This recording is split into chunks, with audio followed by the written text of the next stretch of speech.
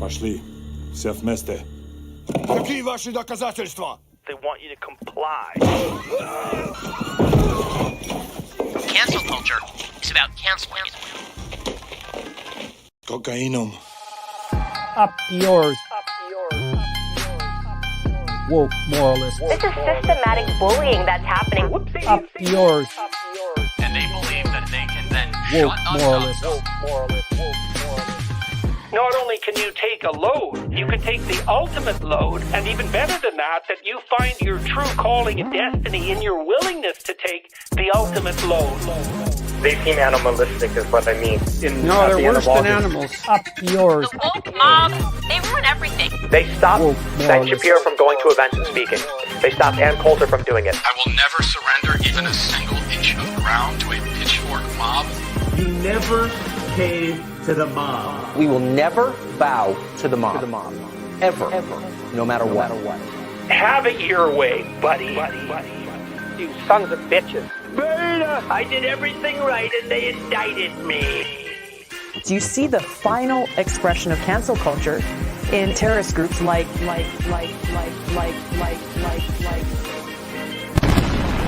We'll see who cancels who. Hey, you made it. I made it. I hit the Just in intro time. not knowing if Binder was going to be in here in time, but I'm like, you know what? If it's me by myself, whatever. I knew Right. he was Well, coming. someone had to dispose of the bodies of the rest of the Leftist Mafia who are no longer part of the Leftist Mafia. Swim with the fishies now. All done. It's So just this is now the Matt and David show. yeah, the Doel and Binder. Yeah. There you yeah. go. That's better than Matt and David's too generic. Yeah. Wasn't there a band called Dave? No, Matt and Kim. That's what I'm thinking about. Yeah, not Matt and David.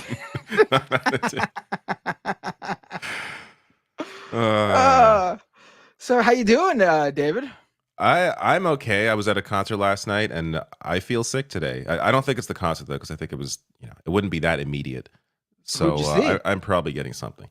Charlie XCX and Troye Sivan. It was really, really, really good. It was a gift from my partner. She wanted to go, and I'm glad that she got into it because these are some entertainers, man. I'm telling you, like it was a spectacle. It was 2.5 I'm hours. familiar with it was crazy. I'm familiar with Charlie XCX. That's the correct. Yeah.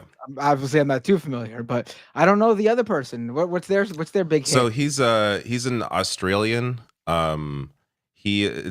It's like pop dance music. He's he's the somebody that I used to know guy. He has to be because he's the only Australian musician I know. he's definitely not that guy. I didn't. Yeah. So going into it, I didn't know much about him either. And then but the show it's not just. So I thought she was going to be like, I thought he was going to open for her. And he played a couple songs, and then she came on, and then he came on, and then she came. Like they kept I didn't realize how big this guy is. I looked him up, like tens of millions of views on all his videos. He's fucking massive. Wow. He's a huge star. He's like a big Gen Z star. He's openly gay, so he has a big, gay audience as well. And it's just, he's really, really good, like super talented. There's already a few songs I put on my playlist that I discovered last night. Very entertaining show, incredible, great stuff. If you have the opportunity, the tour just started. So if it's in anyone listening in your area, go look it up and check it out. They sold out the entire, like we're talking Scotiabank Center, so big hockey rink, sold out the entire place. It was huge. Really good time. Oh, wow. Mhm. Well, maybe that is why. Well, that doesn't explain why Lance is out sick. And why is Mike out again? Oh, is he on vacation? Yeah, he took the week off. Oh, okay. All right. Well, then that explains that. Okay. Well, who knows? I mean, we're dropping like flies here on the show. I mean, I was late because my kid has soccer practice, so I had to, hightail it back and just get here in the nick of time. Yeah, and I feel like this is this sickness I'm getting now. Like I feel like it always starts out where it's not too bad, it's just the throat, and then it's like slowly builds over the week. I feel like I'm gonna be pretty sick next week.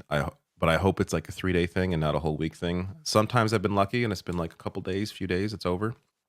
So I hope it's that. But we'll We'll find out next week. Well, I'm pulling for it. We'll find out next. Maybe it'll just be me here next week talking with all of you. It is. I don't think. Has there been a show where it's only been 2 people, like at the start of it? I don't know. Rebecca is coming, by the way, people. She is coming. There was an episode of this show where it was just me, and I brought on who did I bring on again? I don't remember. Oh, look, here's Rebecca. Rebecca's here already. Fantastic. Look at that. Didn't have to wait too long. Right, because I ain't staying too long. I'm just kidding, but not kidding. What's up, guys? What did I miss?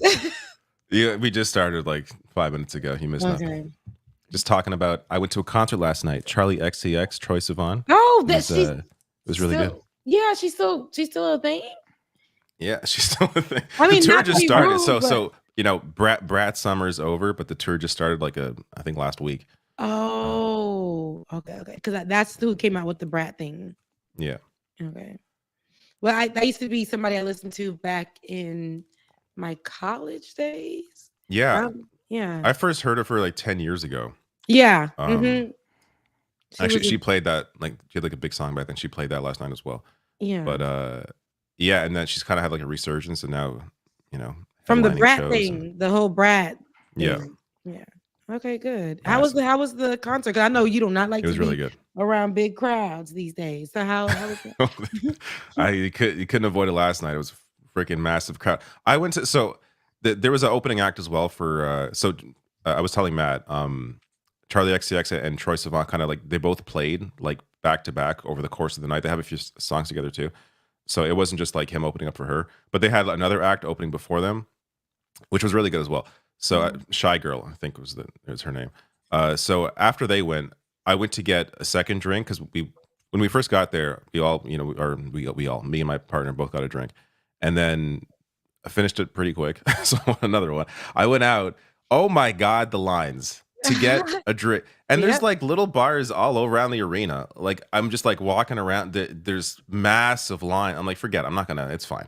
But it did unfortunately feel like it hurt my night a little bit. I feel like I needed one more drink just to feel a little better. Did you not have the one more drink? No, I'm not gonna. Oh, because you weren't going in that line. Okay. No, and if I had waited in that line, I would have missed the opening song from Troye, which was really good. So is that why you had threaded about the tickets and like they're being digital and whatever? Yeah.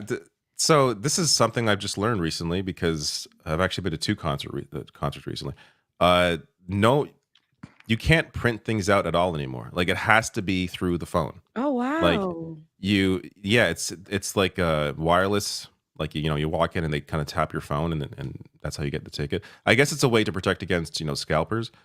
But it's just I'm thinking like my phone has died just randomly before. Like you're out and just like it looks like it's full charge. Like it's not even a charge issue. It's just like it just doesn't work.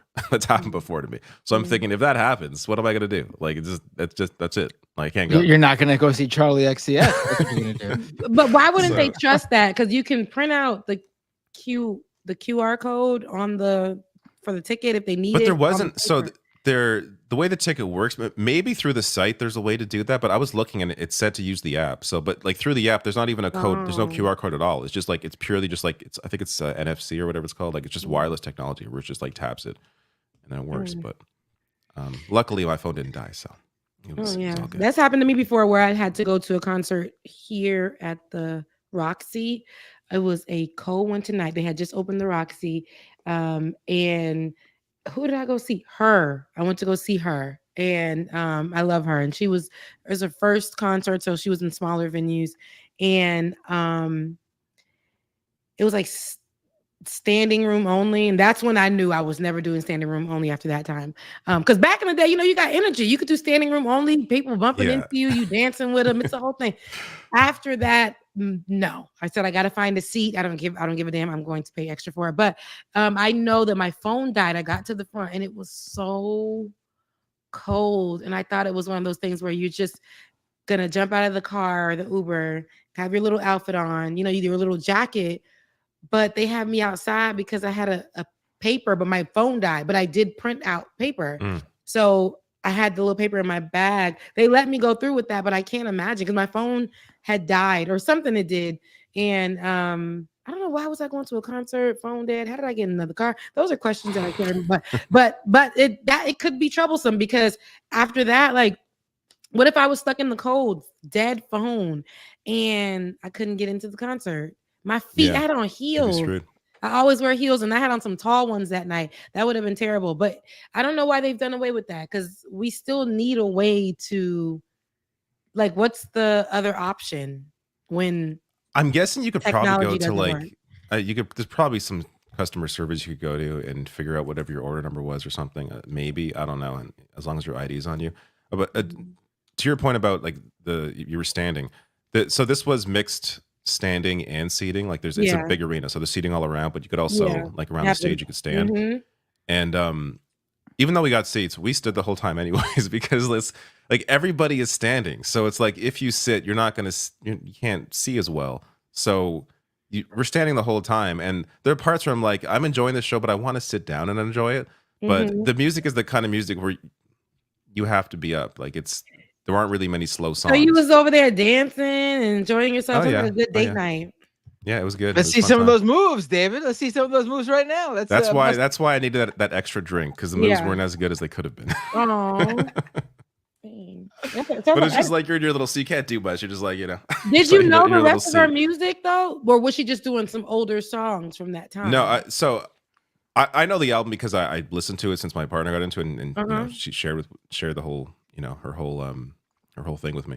So I knew most of the song, but I don't know them. Not like there are some that I really like that I knew immediately. Other ones I don't know as well. But it's all the music. Like even if you don't know the lyrics or whatever, the music is all really good. It's all dance. There's a genre name that it's lost on me right now that I'm forgetting. But it's more of like it's kind of like a bit of a throwback to like 2011, 2010 kind of there's a genre name for music from 2011. Yes, there is. For that I know, because I used to listen to her music a lot in college. That's when she was popular at that time before she resurged again.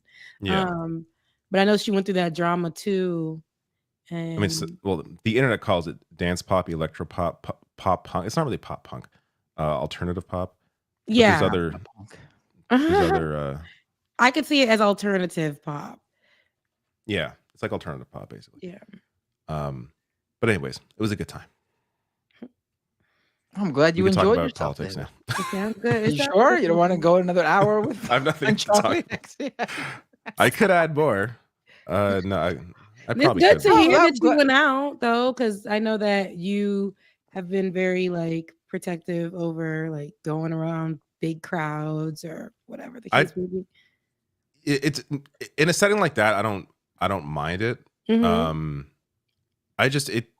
know. For me, it's not really it's more about like why am I in a big crowd? You know what I mean? Like that's more of the issue for me. Yeah. If it's for a concert, whatever, that's that's the experience. I know what I'm getting into.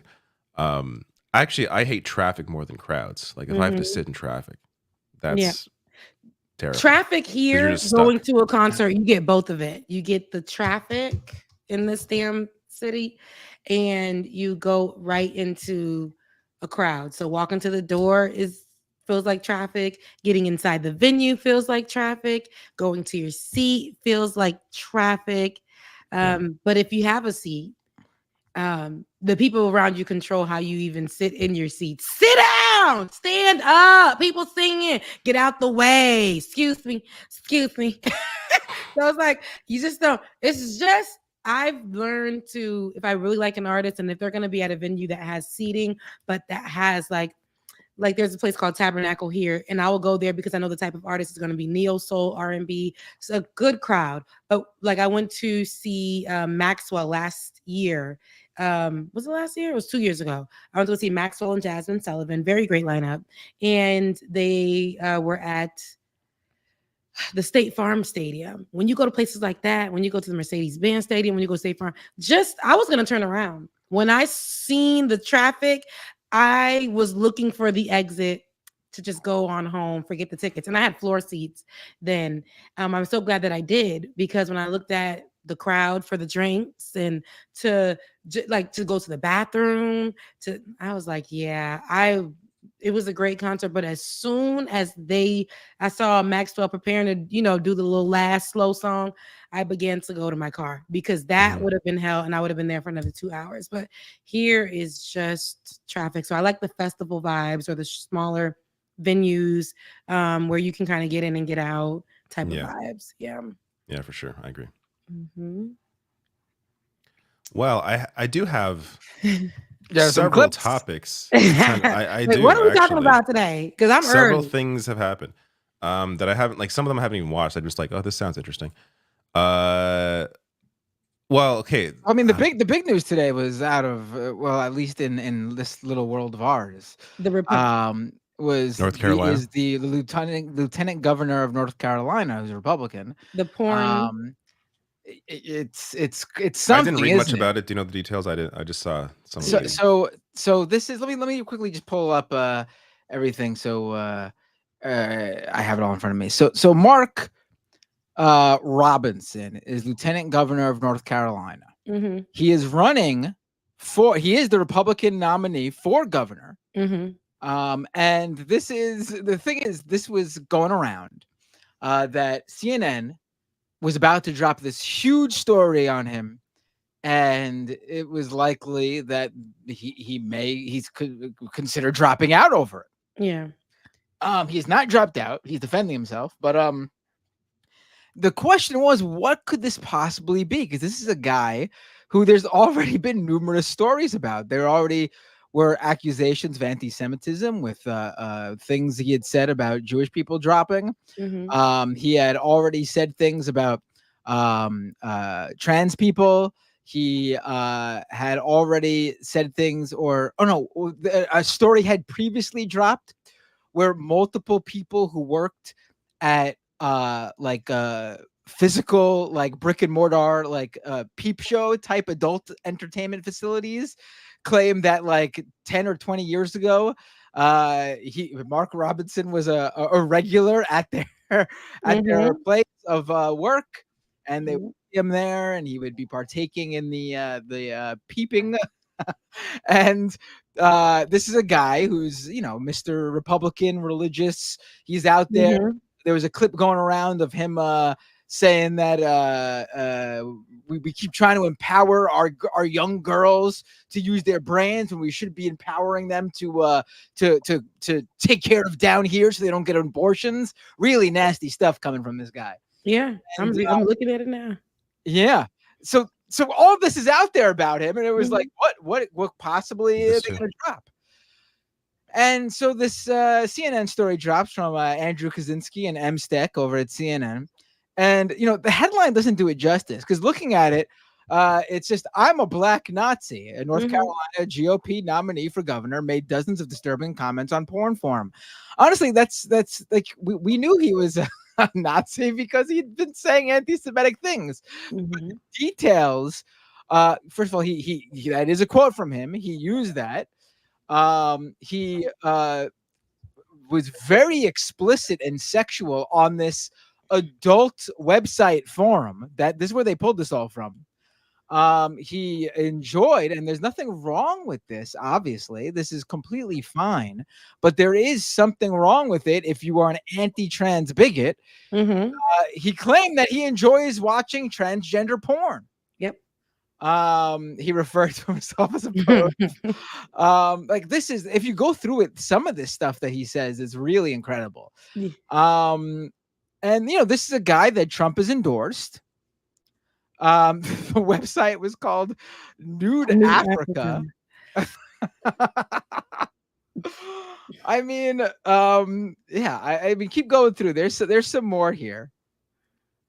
He's really active on this site. The things that he says as a lieutenant governor are, well, apparently this is from before he got into politics. And he used the same email. That's how they were able to track it down. The email that are on different websites that he uses, the same email that he used when he was on this site. But he has to show as lieutenant. And he's been using the same screen name everywhere too. The same screen. What kind of ridiculous. He doesn't even hide his face, same person. Like, because this is the life that he lived. But as usual, there's always a double life with This is the amazing. This is what I was just trying to think of. This is the real kicker here. So this Mr. Religious, Mr. Play it by, the traditional marriage and LGBTQ icky and honor the marriage, the institution of marriage and everything. There are now it's unclear if he's telling actual stories or he's writing erotic fan fiction. Yeah. But there are numerous stories where he talks about having sex with his wife's sister. No way. Yeah. I didn't see that. No, I didn't see that. That's getting crazy. Is the sister aware of this, or is the wife aware of this? I should say. I don't know. And on top of that, there's a political follow-up where they were able to match his email to an account he'd created on what's the site for cheating? Madison, Ashley Madison, is that it? Yeah. I don't know. Dang, that's crazy. I need to look that up. Here too. Listen, he the peeping one is Jesus Christ. Really disgusting. It's him. And the things that he put in he has an affinity for transgender pornography. And that is crazy because he be up in the churches, and the conservative places, and he's saying things against the LGBTQIA plus community. Yet before this, he's been living that life. Like here, he says that, this is what he wrote, allegedly, according to the CNN doc. They said he likes watching, and this is his words, tranny on girl porn. That's hot. That's effing hot. It takes the man out while leaving the man in. And he says, yeah, I'm a perv too. This is things that he actually wrote. So when you say he's like, I didn't see any of his comments that he made back to it. But when you say he's trying to defend himself, what is he saying in defense of himself? He says it's not him, right? And it's all not true. It's just not true. Yeah. He's just like denying it outright. Huh. When these are the same. And it's like his face. His face and his same that's been email. there well before he was like, a known person. And the same handle throughout. Yeah. It would be really funny if you were like, what is he possibly saying to defend himself? And the truth was that something like, oh, he's out there saying there's nothing wrong with it. It's not his fault that he gets all these women and his wife's sister through. They'll flip it. They will flip it and say stuff like that. They'll be like, well, the other people are the problem. His wife's sister came on to him. Why do they have these pornography websites anyway? Where they why these exist? The LGBTQIA plus community is the problem. They're the ones that are bringing this spirit out of people. They're going to try to flip it in that way to try to be we've seen enough examples where they just skate by. Like they usually I mean we're at a point now where oftentimes they don't even deny it. They're just like, yep, I said that, I did that thing. Now this may be a different situation because this I guess maybe to conservatives would view him potentially view him as, I don't know, progressive or something in some way because of the porn he watches. But it's still it's one of these things where if he just was like, yeah, what's the big deal, whatever, like he may that may actually benefit him. That would I feel like that could, because it happened. That was me back in the day. That's not who I am right now. Okay. And there's a job to be done. Just blow over. He could win with that. Not win, but win over his side with that. There would be nothing to fight about. He admits it, and that's just what it is. But the problem is when you're heavily anti all of these groups of people and how they live, how they love. And then this is the life that you actually secretly want to live. Does his wife even and then dragging allegedly his wife's business or cheating with his wife's sister is crazy business. But this is what people, we talked about this earlier. You got to believe people for who they are. And if they can't even lead, and this is imagine Kamala Harris having a scandal where she was cheating caught having sex or on a Oh my sexual God. website, all of this stuff, that would be a whole thing. But because this is a man, especially And a Republican, like the bar's just a completely different place. They're going to give excuses. It's gonna be like, yeah, he went through that. It happened, but you know, he was just battling in the spirit, and he was just, and there's gonna be so many excuses. But that's what I don't like. Men in power, they get like slaps on the wrist for stuff like this. But he actively has been going out there on different platforms and going hard against the same communities that he's a part of. So I feel like none of these, I don't know, these people, they never have to face any repercussions for the litany of shit that they do. And yet, you know, a Democrat mispronounces a word and it's like a story. You know what I mean? Like the standards are just so was that out guy of a whack. Democrat that we're talking about that mispronounced that word and ended up saying a slur? You talking about? No, I'm thinking of like Joe Biden. You know, he'll because I'm like, there's no, a that guy's story. not that guy is not a Like, Democrat. oh, let's be clear, because that's no, that guy's also a piece of crap. Oh, yeah. Okay, good. I just needed to make sure we're on the same page. Okay. That was like what? Was that yesterday? So I feel like there's been actually a lot of news. Yeah. I've been it's going by so quick.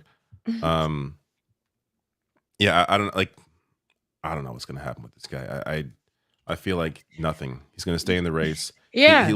Maybe he'll still lose, but probably more because of you know, the top of the ticket. He was a creeper. Like these comments that he was making in the comment section, like it's just creepy. Like yelling at folks. What? I don't care. I just want to see the sex tape. I just want to see the sex tape. And here oh my God. Okay, some of the shit is really dark. And moral of the story, don't F a white. Okay. I just like it's weird because I don't find any of this really surprising. Like any of these freaks, this guy is a loon in public. So of course he's even worse in private.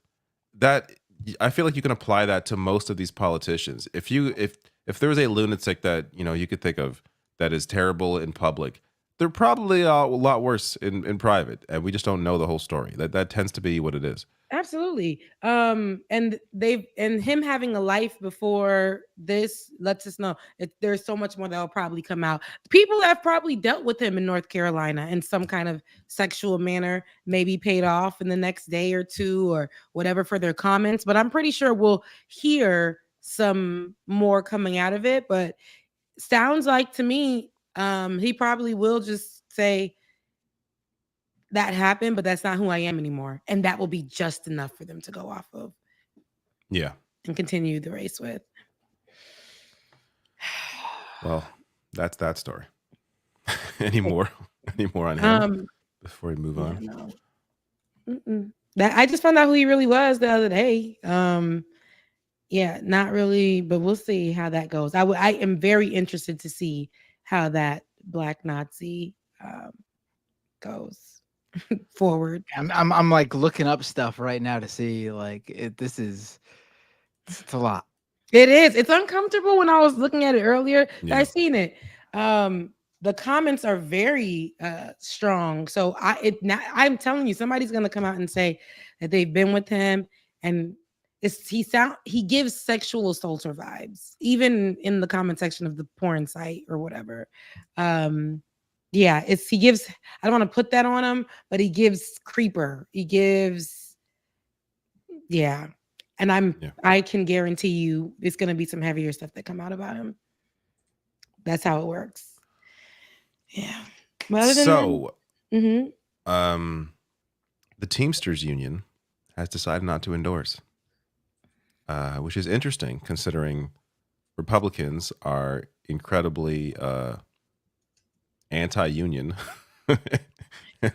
and Democrats, especially under Biden, have been much better. So there is an interview. Dana Bash confronts Teamsters president Sean O'Brien with Trump's anti-worker record. How about we check this out?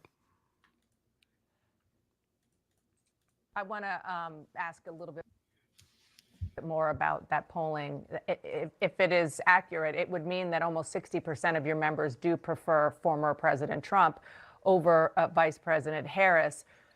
But I just want to give a small sample of Donald Trump's record on union issues. He appointed Supreme Court justices that were part of major decisions going against unions. He appoints to the NLRB people who consistently rule against labor. He visited a non-union auto plant while the UAW was striking and encouraged union members to boycott their dues. And you, of course, remember last month when he was on with Elon Musk, praising Musk for firing striking workers, you called that economic terrorism. And you do have, I understand that there is some split, but you do have people like James Kerbeam, who is the head of the Teamsters Black Caucus, saying that what you have done is chosen not to stand up to a bully and an anti-union candidate and not endorsing Kamala Harris. Yeah, James Kerbeam, he represents a certain group that's not affiliated directly with the Teamsters Union. Look, I criticize President Trump. I'll criticize anybody that attacks labor, crosses picket lines, or whatever else. And this was not an endorsement for the Republican Party. This is a wake-up call that the system is broken. It's far too long that the Democratic Party, and I'm a Democrat, has just got their way. We need to hold them accountable. But this is an opportunity as well for both parties to take a hard look. The Democrats refocus and say something's wrong. We've got to recapture American workers. What do we need to do? And this is an opportunity for Republicans who claim they want to be the working party for American workers to prove that they can do that by supporting the PRO Act and passing the PRO Act and help develop a PRO Act. Our goal in this whole thing is to work bipartisan and get things done for working people. And look, as far as schoolyard bullies go, my record's proven. We've had 227 strikes since my administration. We've won a historic contract, largest collective bargaining agreement because of our members, and we're going to continue to do that. People can call names. That's what's wrong with this whole process. People get so personal instead of trying to fix a problem and find some collaboration to effectuate some change that's needed in this country. Sean O'Brien, president of the... So what are your thoughts on his position here, the decision to not endorse anybody? They have a choice, right? It's a choice. And I don't think his reasoning was all that amazing because I feel like, at the end of the day, they have a choice. And if they feel like they're not going to vote for Kamala Harris because we have a bully, and then we have what he said that they didn't, they're not people who they're are not endorsing anybody. So he's the reason why he's not endorsing that they're Harris, criticizing. They want to, I guess, leave open the idea that they want to be able to criticize everybody and both sides. And I guess by not endorsing Democrats, his argument here is that he wants Democrats to do more for labor. He's not arguing that the Republicans are doing anything for labor. He just wants Democrats to do more. But even Dana was like, but they've done for labor. They've been, helpful towards unions, but Donald Trump hasn't. But this energy gives like, I know they're trying to act like they're riding the fence and, we gotta make a change. If we can criticize both of them, it makes a change. But at the same time, like I said, they have their choice, but I think that this one also sends a message like, it's almost like how they were doing when they're not, what was that thing that they were doing? They weren't going to vote. They were going to hold their votes until they got an answer or something like that. What are they waiting for specifically is what I'm saying. Like, I didn't get I don't think they're waiting for, I just don't think they're going to endorse. I think this is the answer. The answer is they're not endorsing. Yeah, it's a choice.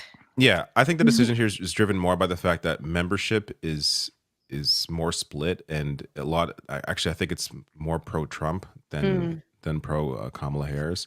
And that, of course, can't be due to labor issues. That has to be due to, the inherent racism and xenophobia that I guess some working class people have. In this case, when it comes to Teamsters, the majority. But I don't know if an endorsement really means anything, to be honest with you. Like, let's say they endorse Kamala Harris. Are the members all the members now going to vote in unison? No, they have their own opinions. How they feel about these candidates. They're going to vote how they want to vote. Maybe I'm sure some of them were swayable and could have pushed them in a certain direction, but it's hard to know the impact of something like this. Right. Like I was reading that I saw people online saying how they're part of the union and they didn't even know this vote was going down. It was done terribly. I think it's a failure on on leadership's part. I mean, the guy went to the RNC. He spoke on the stage there. They have an ability to inform their members about which party or which candidate best represents their interests. And this guy decided to go to the RNC. You have Kamala Harris basically helping to save their billions of dollars, Teamsters billions of dollars in pensions, and this is basically they don't know whether they should endorse that candidate or Donald Trump. I mean, that's what I'm saying. But it's a choice. It's against their own. They have this. Obviously, they certainly have the choice here. Yeah. But that's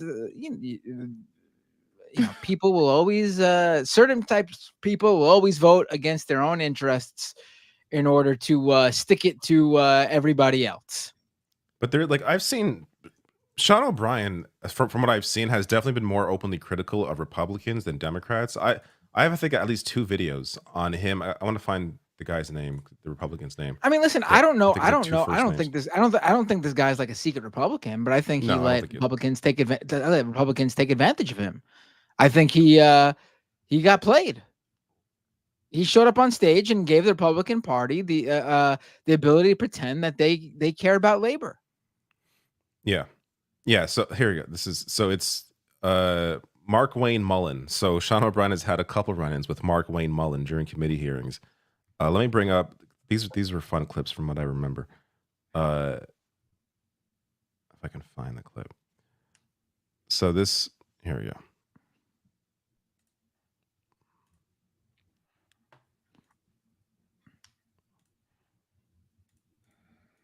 Time, him and I kind of had a back and forth. Appreciate your demeanor today. It's quite different. But after you left here, you got pretty excited about the keyboard. In fact, you tweeted at me 1, 2, 3, 4, 5 times. And let me read what the last one said. It said, greedy CEO who pretends like he's self-made. Sir, I wish you was in the truck with me when I was building my plumbing company. Myself and my wife was... Worth noting here, McMullen here, or whatever his name is, Mullin, not McMullen. Mullin. He inherited his business from his daddy.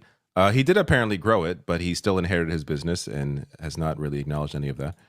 Running the office, because I sure remember working pretty hard and long hours. Pretends like he's self-made. What a clown. Fraud. Always has been, always will be. Quit the tough guy act in these Senate hearings. You know where to find me. Any place, anytime, cowboy. Sir, this is a time, this is a place. If you want to run your mouth, we can be 2 consenting adults. We can finish it here. Okay, that's fine. Perfect. You want to do it now? I'd love to do it right now. Well, stand your butt up then. What's You stand happening? your butt up. Oh, hold on. Big guy. Oh, stop it. Is that your solution every poll? No, sit down. Sit down. Okay. You're a United States Senator. Sit down. Active. Oh, okay. Sit down, please. All right. Can I respond? Mr. Hold it. If Hold we on. can't, no, This is I have what the he mic. said. I'm sorry. This is Hold what it. he said. You'll have your time. Okay. Can I respond? Oh, no, you can't. This is a hearing. And God knows the American people have enough contempt for Congress. Let's not I don't make like it worse. thugs and bullies. And that's I don't like you, because you just described yourself. Hold it. You Wow. have the mic. You have time. All right. Make your statement. All right, and then Look probably at your more, but face. When was that's my this? face. I talked about this. This is a while ago. November of last year. Almost a year ago. Yeah, there we go. He's like, so what you want to do about it? Yeah, I want let's do something about it. What is happening in the people? Where is it? And that was the second. That was the second time they had it. Like there's a confrontation from a different hearing that preceded that, that led up to that one. So those two have been going at it for a while. Actually, there's one more clip. Since that was so fun. Because he said he wasn't a hard worker. There's one more clip here. After the first hearing, Sean O'Brien had tweeted a bunch at him, basically saying like, this guy's a fraud. He inherited his business from his dad. Funny how he didn't, I think in my video I discussed that. Mark Wayne Mullin didn't bring that part up because that would expose the fact that he's not completely self-made. But yeah, so that led to this here. Let's watch one more clip here. Ghetto. Any question? Could you repeat it? You said anytime, any place. What's your question? Accept the challenge. What challenge? You said anytime, any place. I'm accepting yours, so why don't you come What back? challenge? What challenge are you talking April 30th. How about we do it for a charity at the Smoking Guns in Tulsa, Oklahoma? We're not going to be what was the talking about challenge? physical confrontations here. You want to fight me? What do you say about anytime, any place? Let's have coffee, discuss our differences. Yeah, that's right.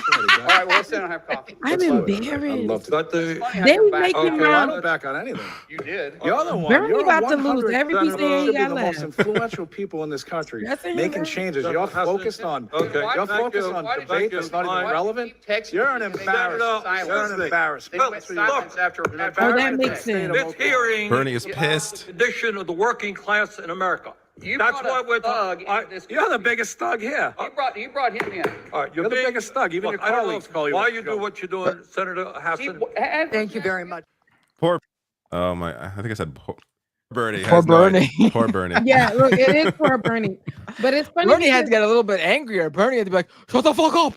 Shut the fuck up. He had to was throw like down. an old grandpa. Like, I can't get these kids to calm down. But Tunbo Soon said in the comment section that Mullin used to be an MMA fighter, so that's why. Yeah, that's right. Yeah, he was. Okay, Yeah, so yeah. that's why he's trying to fight everybody. That's why he's giving that whole tough guy persona. Like, I'll beat your ass. Meanwhile, the other guy is kind of scared. He's like, well, why don't we have coffee? Like, can we not do that? You can't have coffee. And he's like, no, I want to beat your ass. And this is crazy. That is absolutely, this is who we have leading But these. that is why I was surprised when Sean O'Brien first gave the speech at the RNC. So I should be clear. He was invited to the RNC and then he accepted to give the speech. The DNC didn't invite him. I'm guessing because he was invited to the RNC and gave a speech there. They didn't want to have him after that. But he, I forget my point now. But he was I was surprised because he gave a speech there after all this happened. Like this is, you think after you're about to get into a fist fight with a Republican lawmaker that you're not going to side with the Democrats now. It's just, I can't decide between these fucking clowns like this Mark Wayne Mullin or administration that actually, out of all the things that they have not done for people, Biden has actually been good for labor. It's a little interesting to see that. Yeah. I'm looking up this guy's he has a MMA background. I think it's like amateur, it's not like serious MMA. I think it's just like he just fought. Does he have a record? It's giving we can't find it. It's giving it's not. I read true. that somewhere. Maybe it's not true. But I thought I do. What Tim Wilson just said. He said that he has an MMA. He used to be an MMA fighter. I don't know. I got that from the comment section, of course. But I can see how that, he would try to give that energy. He probably did it he probably was like a wrestler in high school, and he just carried. No, he has an MMA career. I mean, it's not long. And it's in an organization I've never even heard of. He said the record barely exists. Yeah, it does barely exist. He's undefeated in his career that spanned the total of 6 months. It looks like he fought three fights, 2 against the same guy, and he won all 3. But at this level, you don't know if he's fighting a bunch of a bunch of completely out of shape buffoons. Like, you don't know. It's not just like padding his record there. Yeah, you have to see the actual fight. You can't just go by that. If this was like an actual legitimate league, then you could flaunt it. But until we see it, I can't say whether this guy was any good or not. My belief is that being that it lasted just a few months, probably wasn't very good. No, probably not. Otherwise, he would have had a future in that instead of being the dipshit he is. All right. Well, to be fair, you could both, and this is true for many of them. You could both be an MMA fighter and a big old dipshit. So it's not mutually exclusive. It's not mutually exclusive. Yes. Yeah. It just depends what field you're a dipshit in. It goes into all of how these people get away with whatever they want, especially the people on the right or people who are grifting. Like they can do whatever they want. Like here they are out of decorum, Jesus Christ, about to fight and still and still get on and be at the RNC. It's like they praise them for these types of behavior. We know that most recently we can talk about with JD Vance, who was on CNN. Because CNN been, I guess, doing their news thing for real this week. But was on CNN and he actually admitted to the lies, to actually lying, the statements that he did. He said he made them up. And he said he'll do it again if that's what it takes. And I'm talking about the statements that he made about the Haitians, the false statements that he made about Haitians eating cats and dogs out in Springfield, Ohio. And he was on CNN and he said, yeah, I made that up. Basically saying that he did it for the American people to start thinking about the American people. And he will continue to make up stories like this if it has to get the American people's attention.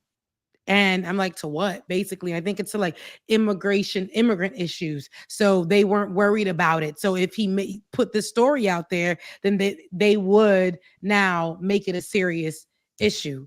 And nothing is being done about these types. He's a senator in Ohio. And here he is making these lies, these false claims, and admitting to them. So if we take that and we think about the North Carolina, whatever his name, what's the man name? The North Carolina. Mark Robinson. Yeah, if we think about the lieutenant governor there, Mark Robinson, and if anything's going to happen with him, with all this information that they found, I don't think so, because Republicans like to look the other way, even when people admit to the lie or to because for Republicans this is a whole crime for the somebody to be a part of the LGBTQIA community. It's a whole crime, right? So they're going to look the other way. They're going to figure out excuses. But to hear that JD Vance, a possible vice president of the United States, right? Who has an opportunity to become the vice president of the United States, unfortunately, admit to lying. And he's saying that was for the well-being of Americans and to bring to the attention the immigrant issue, basically. I don't think that's okay. We make it a story because it's important for people to focus on it.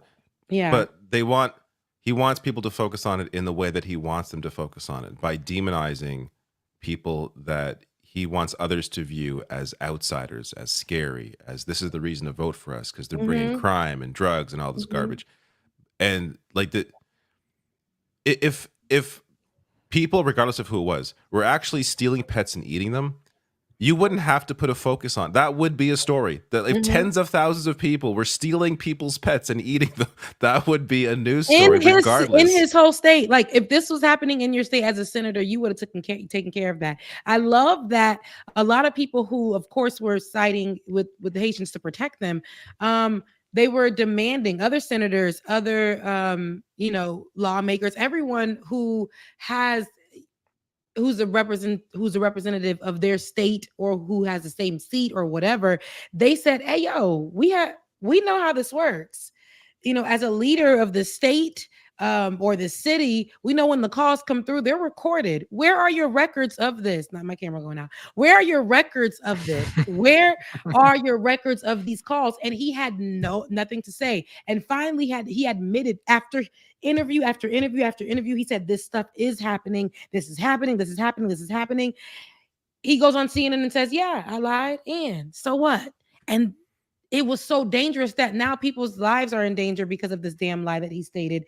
And here we are, and he admitted to it, and nothing's going to happen to him. He's still going to get the opportunity to run with Donald Trump. Well, he's still he's not just straight up saying like, yes, I lied. No, he's still trying to lean on the fact or the idea that, oh, my constituents are coming to me about this. Yeah. But it's like, so I think there's like 2 police reports and both were completely unfounded. Yeah. And there's nothing at all. So basically any random loon can come to you and say, hey, this thing is happening.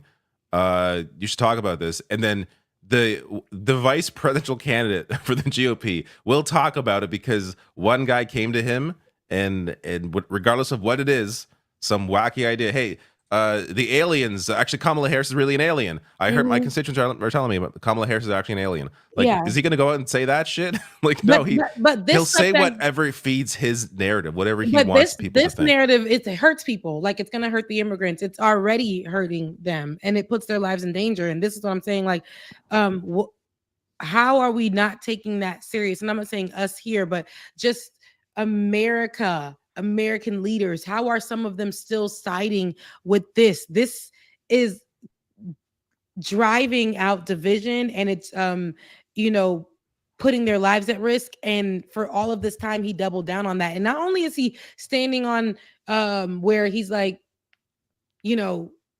this happened, but these people are still like this happened, but it wasn't as big as I was saying, but people still called about it. And he's still standing on that. He's also leaning into, but I'm doing this for America.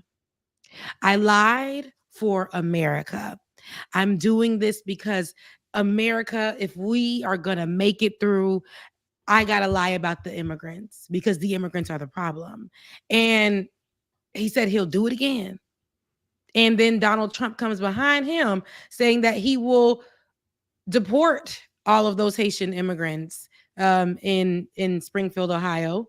Again, that grew the economy over there. Are legal. Like, he keeps calling them illegal immigrants. And they're legal. And JD Vance just doubled down with his with himself. Going to say he will continue to call them illegal immigrants. He said, I will continue to call them illegal immigrants. But it's not true. You see, all of this stuff, he's doing this out of emotion. He's doing this because he doesn't see them as people who should be respected, who, mind you, again, they didn't get the chance to come here when Haiti was in turmoil, especially after the assassination of the president.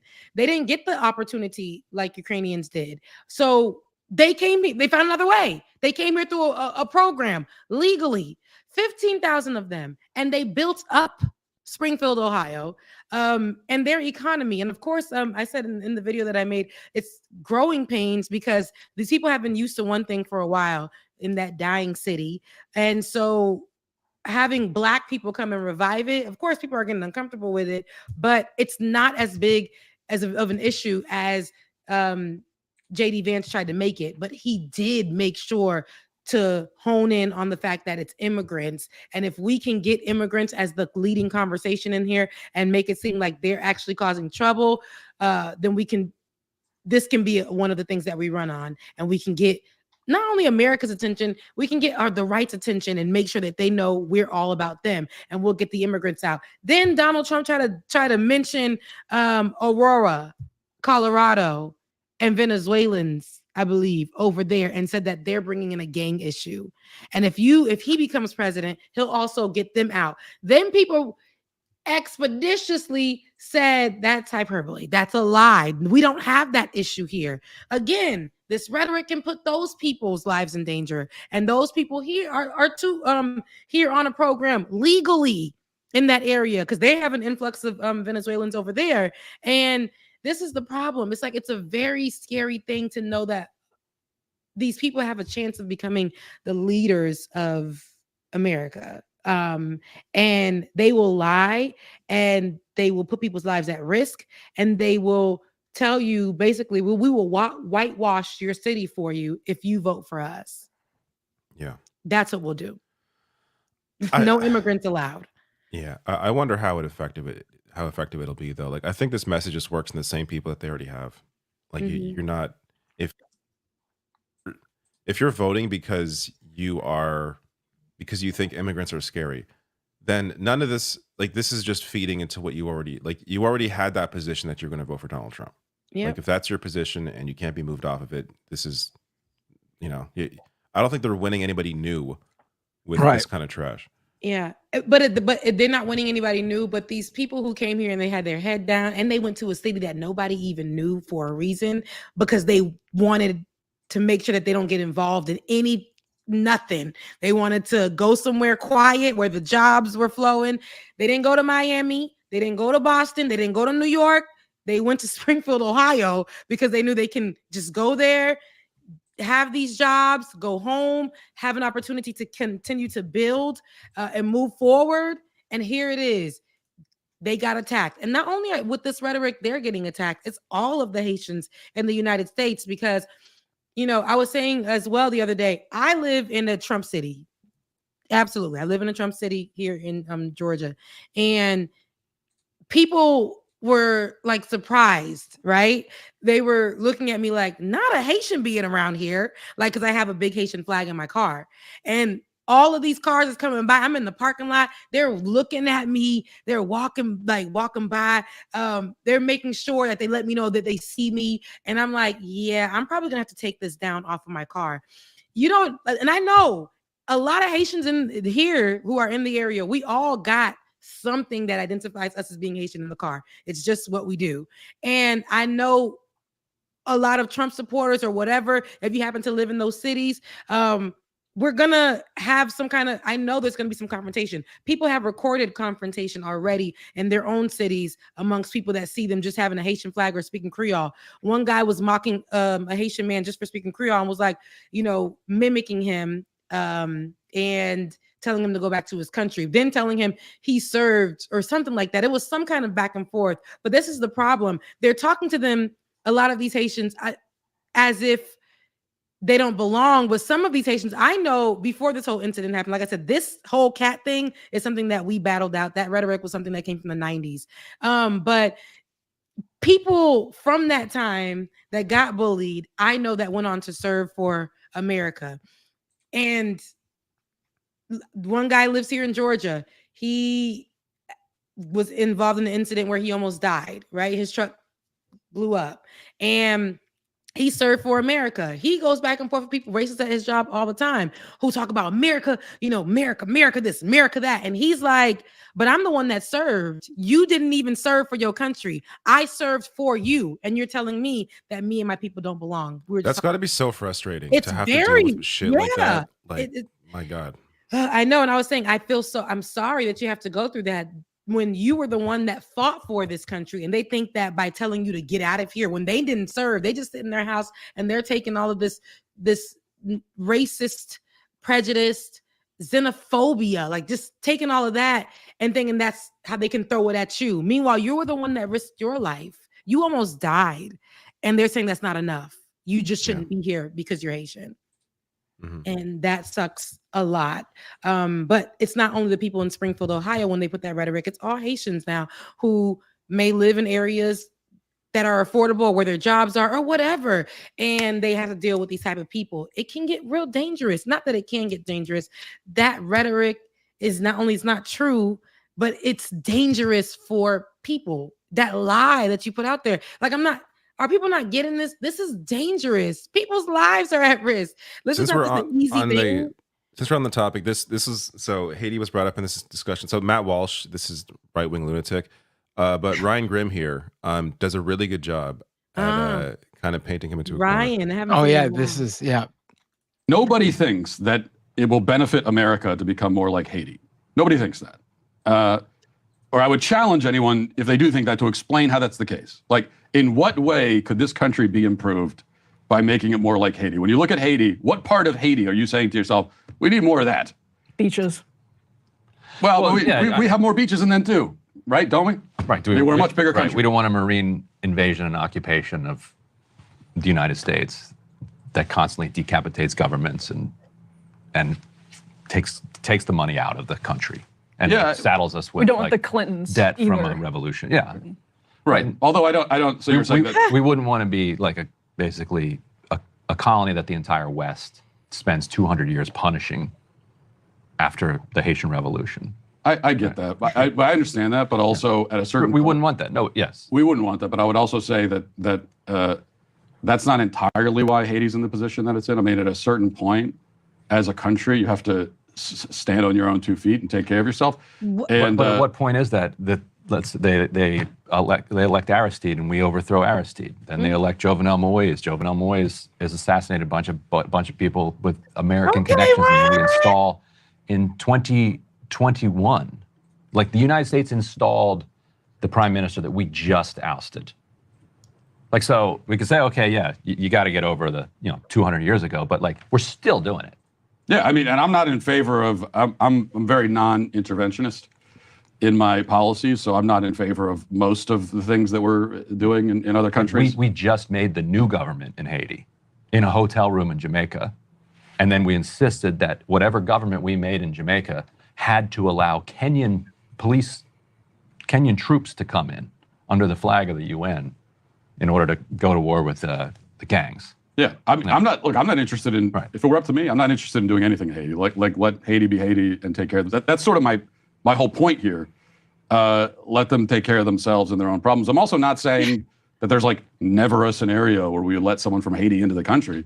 But so what are you saying? And it doesn't have to just be about Haiti, but when you're throwing open the gates and just inviting anyone, in particular, I guess third world. I guess your assumption there was that it is Haitian people that are creating the conditions on Haiti, and that if the Haitian people come to Springfield, they will recreate the conditions but I don't think in Haiti in Springfield. Whereas what I'm saying is that it's actually the U.S. that has largely responsible. Come on, Ryan. I don't always really, like Ryan too much. I like him, but he's always been good to me. I'm not gonna lie. But worked with him before. But Ryan got it all right there. Usually I'll be like, nah, that ain't true, that ain't true. But Ryan got it all right there, and it's true to point. And I said that too.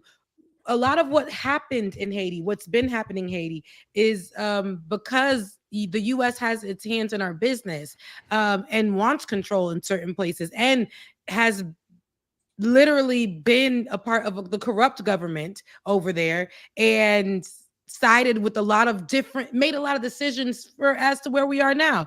And I don't like that he said nothing.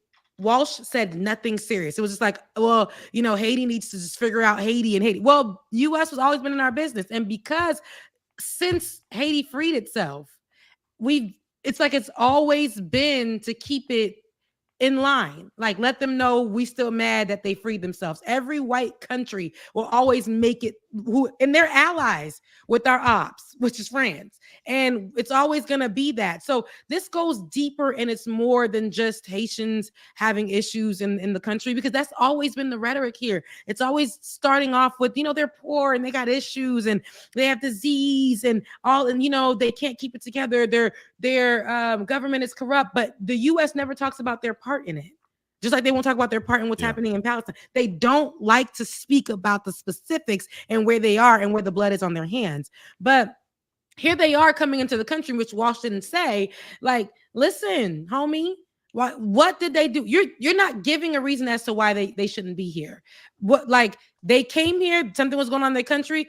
They couldn't come here under Title 42, so that we found another way. They found another way legally to come here. They came here, and we haven't heard much about them until just recently because of a lie. Yet this whole time when we weren't hearing about them, they were building up that community in Springfield, Ohio. And a lot of what I read about Springfield, like the residents praise the Haitian immigration. Like there's no complaints. So it's just 100% completely fabricated. Yeah. And of course it is. Like it always is.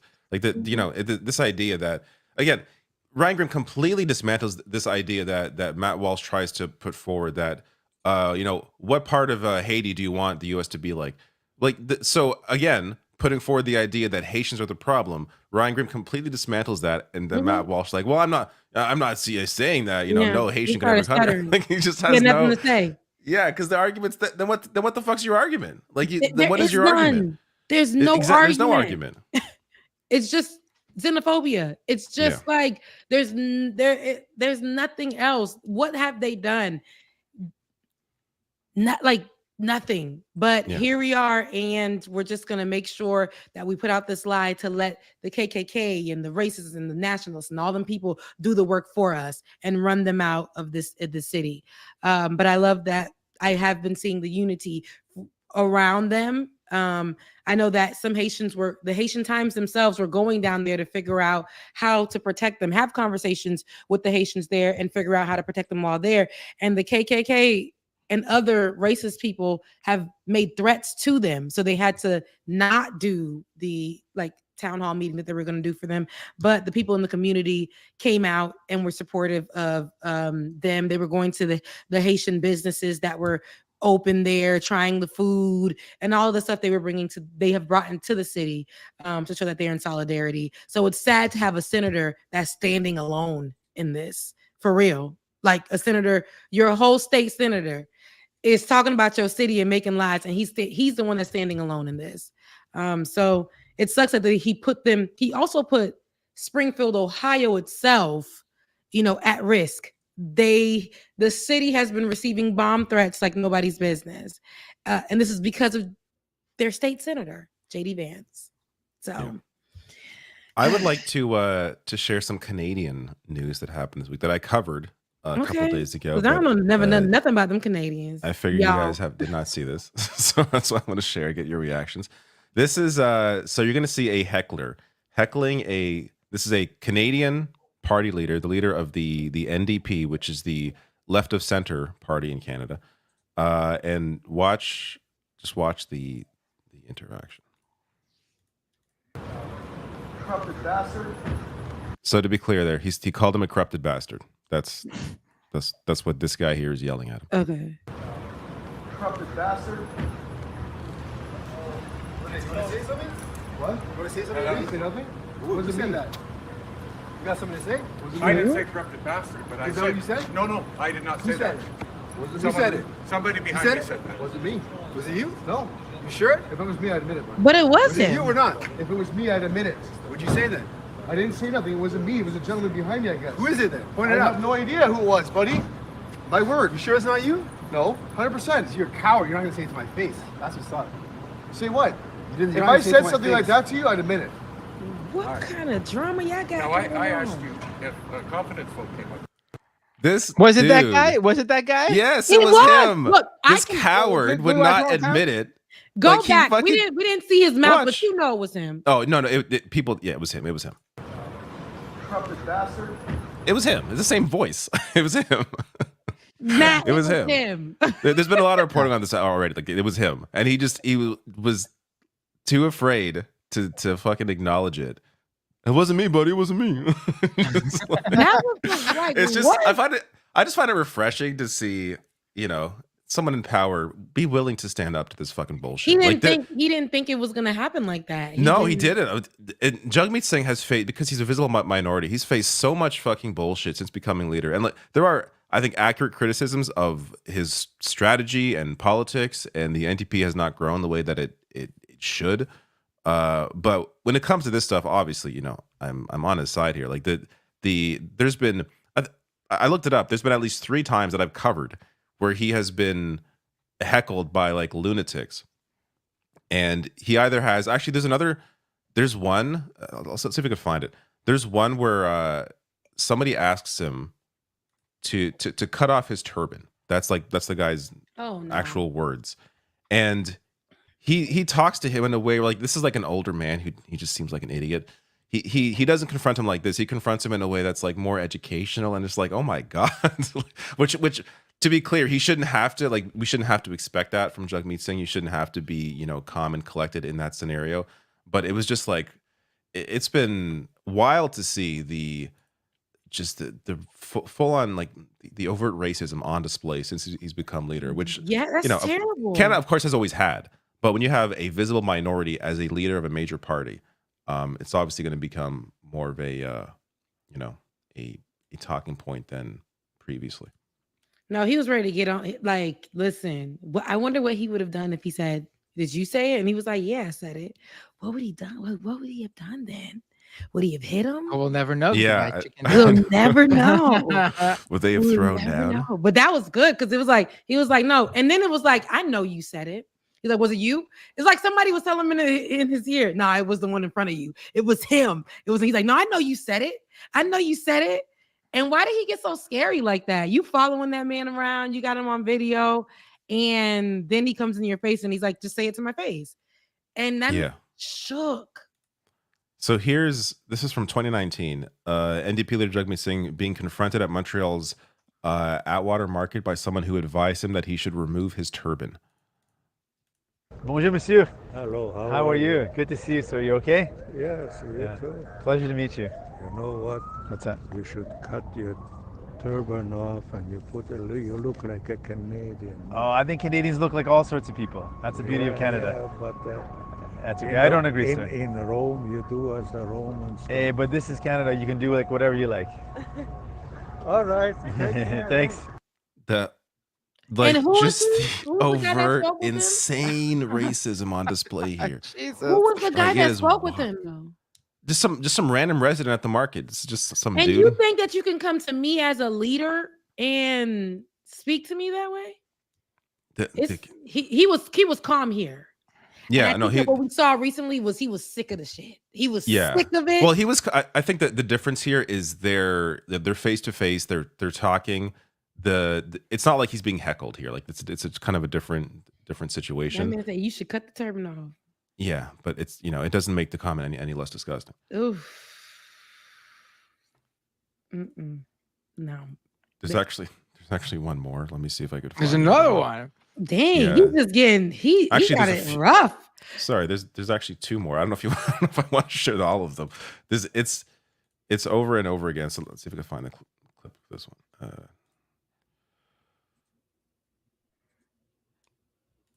People, amongst you yourselves gotta and love when people think that anyone wants to hear their opinion about something. Like they're so sure that they need to say something, and that it'll be, taken with great, seriousness and gratitude for sharing that with them. It's amazing how people, some people think. Yeah, it's just like, oh, I'm just trying to help you out. Like that's All right. Here, this is it. All right. Here we go. So this was when was this? This was 7 years ago. So he may have just become leader, or I think he was maybe running to be leader at this time. Try to find the part that I guess it happens.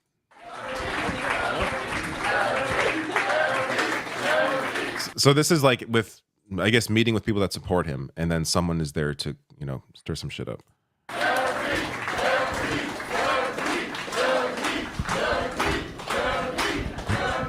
Wow, this is amazing. First of all, first question, is my voice carrying better this way, or is the mic better? What do you like better? Hi, my name's Jennifer. I asked if there was a process. There isn't one, so I thought I'd start off. Hold on, give me 1 second. My name's Jennifer. I'm a women's advocate. One sec. Oh, entitlement. Can you hear this way? We know you're in bed with the Muslim Brotherhood. We know by your vote. Is this easier with the microphone? She's saying, we know you're in bed with Sharia. We know you're in bed with the Muslim Brotherhood. my like, just God. fucking unhinged. Oh God, Marjorie. Or is it Taylor better- Greene everywhere? Anybody touch me, or I will contact the police immediately. I would like to know. Call the police. So like the idea that she's gonna call the police. like You're the what the psycho fuck is in the wrong with room. you? Like, don't touch me, or I'm She's gonna like, call the Give me a police. second. I'm trying to check the mic real quick. So this is good, guys. She's just like, my name is Jessica. Nobody gives a damn, sis. And oh God. So just 1 second. Let's just, what do we believe in? We believe in love and courage, right? Love and courage. Love and courage. We believe in love. We believe in love and courage. Absolutely. Absolutely we do. We believe in love and courage. We believe in an inclusive Canada where no one's left behind. We believe in building a Canada that ensures that there's economic justice for everybody, right? And that's what we believe in. So my friend, yeah, that's it. And you are wonderful. And let's just say, as Canadians, do we believe in celebrating all diversity? Do we believe in celebrating diversity? Give it a round of applause for diversity. A round of applause for diversity. I would have dragged her. Yeah, so this goes hair. this goes on for 4 minutes. Like, it's just, my God. and he remains this like calm the entire time. Where is he going to stop? Okay, Like this is 2 minutes later. She was still going. At what point is it going to stop going to Sharia? Whoever turned days up. My friends, we'll just sort this situation out. We'll be right back. That's a good I love you all. What point are we gonna stop? Is he gonna stop voting for Sharia? Like these just fucking lunatics, man. I would So love to know he's what been happened dealing to with this shit lady. even before he became leader. I would love to know what happened to this lady. This was a while ago, right? What's her name? Jessica. No, you're Mike. I can give some mic just went educated out. guesses as to the you know, what path she went down once COVID hit. Like I think we have some idea. This was before COVID, right? Yeah, this is before COVID. So actually, I guess was it 2017? When was this? 7 years ago. So whatever. Yeah, so this is well before COVID. But I'm not sure if we ever got her name. I don't know if I care to look it up. But yeah. The people want So that's to what know. Canadians deal with, or I should say Jagmeet Singh deals with. No, y'all But, got drama over there too, y'all. It's always and surprising. potential so there's going to be a no confidence vote in the government I guess next week or this week, which could trigger an election if other parties jump on board. But so far other parties in a majority are not going to jump on board. So the Bloc Québécois and the NDP are not going to support a no confidence vote, meaning that there's not going to be an election triggered. But at any point now, one can be triggered sometime before the definite election next October. So likely the spring is sort of what people are thinking. When the budget is tabled by the Liberal government, that typically is when an election can be or will be called. So probably then there'll be a lot more Canadian discussions going on. I'm sure you're all excited. No, I'm excited. The Can't wait. the man is kind of cute though. Whoever the leader is, he's kind of handsome. So Jagmeet Singh. yeah, Good looking guy. Jagmeet Singh. I'm gonna look him up. Let me go look, follow him, jump in the DMs. No, he's handsome, and the people there He's married, has a child. Yeah, I could tell he got it together. Like he has the whole leadership thing together. But no, the people there that feel like they can just go and like he's talking about peace and love, and these psychopaths, they're very reminiscent of what we have here in America. Those entitled white women who think they can just pull up on somebody and because of how they look, automatically attach them to a group that they're not even a part of, to accuse him of what was it she said? He was a part of something. Muslim Brotherhood and Sharia. Yeah. Like and he's Sikh. He's not like you see what I'm saying? Just like, strong and wrong. And here we are, like, of course, xenophobia, but because of what this person looks like, they want to attach them immediately to parties. Like, girl, do your research. You were strong and wrong. You were over there turning into a tomato, screaming, and it was embarrassing. And I'm pretty sure she's embarrassed right now, or she might be probably not. lifted up by someone like that. Very rarely ever changes. Yeah, she's probably like a Tommy Lahren or something like that, or whatever. In y'all, I don't think she got any fame off of this, thankfully, because I've never seen her face again. So I don't know. She's never seen her. She's disappeared. she disappeared. Maybe someone disappeared her. Oh.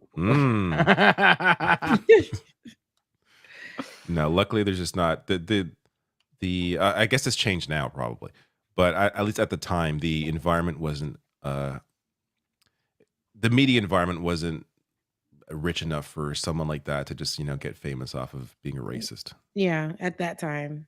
Yeah. We didn't have TikTok, I don't think. Should be elected to Congress now. Yes, she would. If that happened today, there'd probably be that could be a thing to run on. All right. I don't got much else. I don't know. There's Kamala Harris, CNN talking about polls, or I should say CNN talking about Kamala Harris polls. She's doing really well apparently in polling. Not according to the post-debate polls popped up, and so we got to see that bump. I mean, I don't know how long it'll last, but it's looking in her favor right now. Not according to what Elon Musk lies again put up. Yeah, because they love to go by the Twitter poll. Whoever says exactly what they want to hear. Like that's one of the biggest. That's an issue overall with everybody, regardless of your political ideology. You hear something that fits your preset beliefs, and you run with that. But I mean, it's especially a big amongst conservatives to believe that way, because they like to sort of retreat to their bubble. I mean, just look at what we were just talking about before with JD Vance lying about the Haitian migrants, and Matt Walsh when he's on that show with Ryan Grimm, and Ryan Grimm is laying down the history for him, and he's still trying to find like a way to contort it into exactly what he already believes. I mean, they love to hear and cement what they already thought beforehand. Yeah. So if anything comes out against that, they won't. It doesn't matter if it's the truth, and they will continue to be like, no. Like I said, they treat it like it's a Bible verse, and they will be like, because this came from somebody that we love and trust, and that's just what we'll follow. We'll literally believe this. We'll follow them off of a cliff if we need to. And that's the problem with this, with the right. I have a new clip. Sorry. No, go ahead. Clip. Happening. If I don't win this election, and the Jewish people would really have a lot to do with that if that happens, because at 40%, that means 60% of the people are voting for the enemy. That's it. That's just, how many of these do we have of Trump? Like, just like being so incredibly anti-Semitic over and over again. There's like, this is endless for him.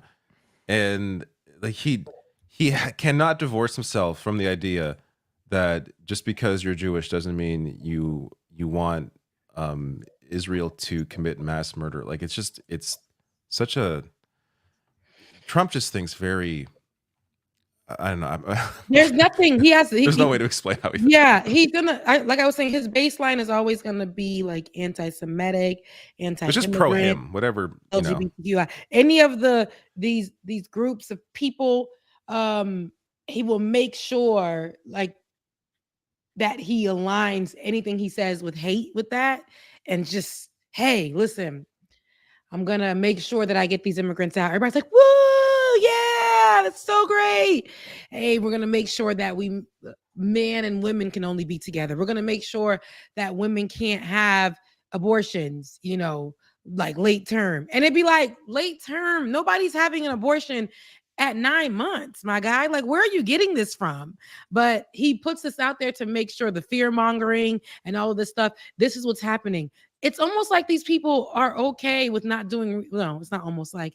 It's especially like these people aren't doing any research. If Donald Trump says it, if like a leader from the group or the party says it, they're gonna go with it. I'm not researching this, although I know that this isn't true.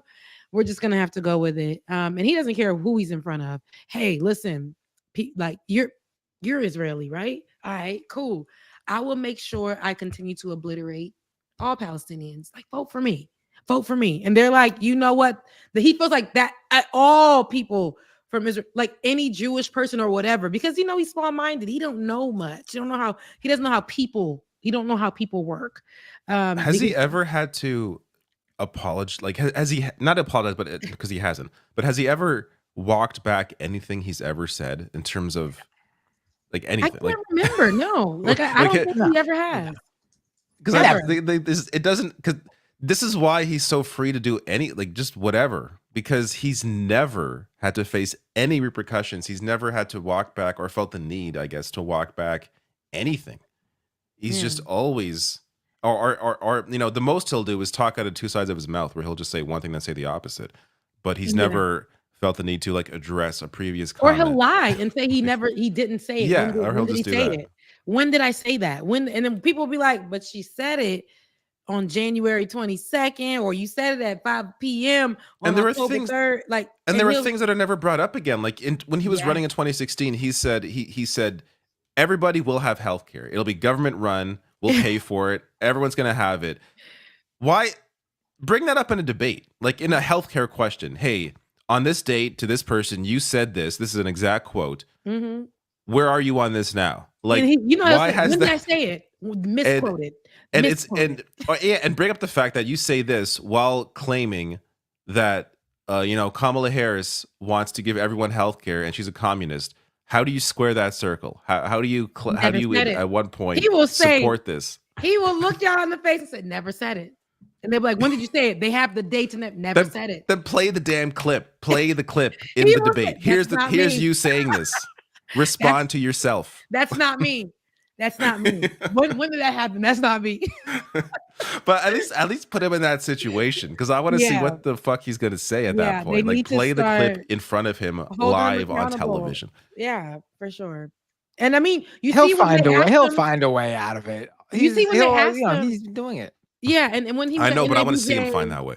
When he was at NABJ and they were asking him the questions, they were like, "Well, Donald Trump, former President Trump, you said this on this day and this," and he's like, "When did I ever say that?" The way he said, "Well, you did say it right here. And remember when you talked about," but like, he literally was out of there. He didn't want to answer the question, so he left, and then he blamed it on them, saying that they were attacking him. So the attention now went on to the like he knows how to flip it, make it entertainment, and then go on. When he left that place, he went straight to his little social media site and made sure he put the narrative out first. That's right. Yeah, and he just does that. Yeah, he tries to set the narrative as soon as possible. That's why he was out after the debate. He did a rare thing that a lot of candidates don't do, is that they go into the media scrum. Like, he went out into the media scrum after that debate because he knew he fucked up and tried to change the narrative. I'm seeing polls 93% saying I won the debate. Like, just making shit up out of nowhere. He did. It's like, what? Not 80%, 70%. Like, what are you talking about? Just like completely, and no one's talked about that again because he just lies so much. It's impossible to keep track of it all. All he do is lie. Well, he's also out there now talking about how the debate audience was cheering for him. There was no debate. I saw that. There was no audience. Oh my God. I mean, he All will. It's become. It's always been like this with him. Like at this point, it's just like, you have to be prepared for, what he's gonna do, because you're not gonna stop it. You're not gonna. He's just gonna say whatever comes to his mind. But that's the sort of thing that the media has failed at. They let him do that without, again, you're not gonna stop it, but you could challenge it. Yeah. Or like do what they did to what was it? Was the Breakfast Club to Jill Stein? They just asked her like basic political questions, like how many members of Congress are there? She's like, I don't know, 600. like just do some basic, I don't know, some basic political questions to Donald Trump. But he won't answer them. He can't even answer. I know, he would just dance around them. He would do whatever. Yes, he can't even answer. He's really good at doing it too. Yeah, he's really like, how many members are there in Congress? He'll go, too many. Yeah. There's so many you can't count them. You can't count them. And then he'll be like recently, like, what's your plan? What was it? The healthcare plan? And he said, I have a concept of a plan. Yeah. And but that shows though, like, if he's pushed into a corner, at some point he'll say something that's really stupid. Or like when he was pushed on his favorite Bible verse, I think they asked him like 4 or 5 times, and he just kept saying like, I don't like, that it's all good. Like that's a great clip. What? He could have said Jesus wept. The entire Bible front to back. Every single one is a banger.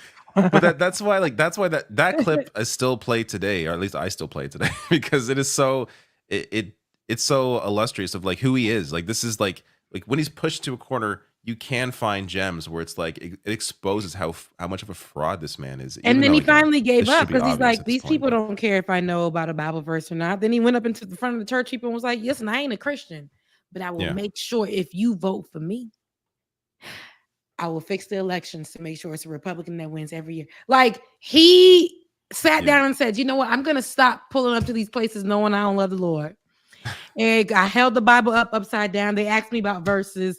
I don't go to church. I don't even know where to sit. I can't clap on. Did he say not? Because I thought he was quoted as. It sounded like he said he's not a Christian, but I think he actually said that he is a Christian.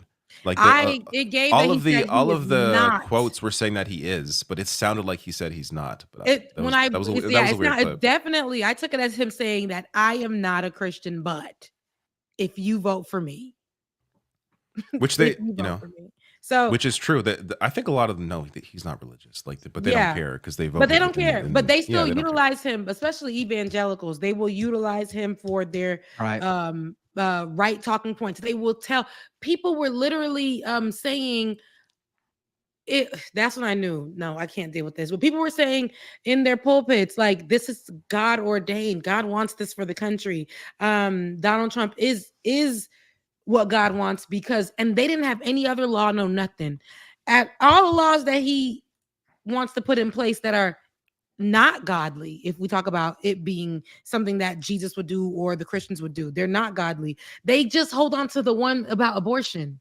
This is not, that's it. And they will continue to say that this is what God wants. And because Donald, I remember one lady, and she got ate alive for that. I'm going to vote for, she said back in 2016, before that, whatever, I'm going to vote for Donald Trump. And she's a gospel singer, a very popular one. I don't want to say her name because I don't want to put her back in the limelight. But she said, I'm going to vote for Donald Trump because he believes in children and the birth of children and no abortion. And I'm like, girl, everything else, this man is anti-black, and you are a black woman at that. And let's be for real. Like, this ain't, it was such a crazy time, but that's what the church will do. They will just hold on to the abortion thing and say that that's what God wants. God doesn't want murder. And they kind of hold on to that. But Donald Trump, there's nothing about him that screams Christian or religious or whatever the case may be. And, but these evangelicals will get on their pulpit and preach down that he is what God wants, and people believe it, even though, and they even will preach that a war will come if the evangelicals will preach that a war will come if Donald Trump doesn't win.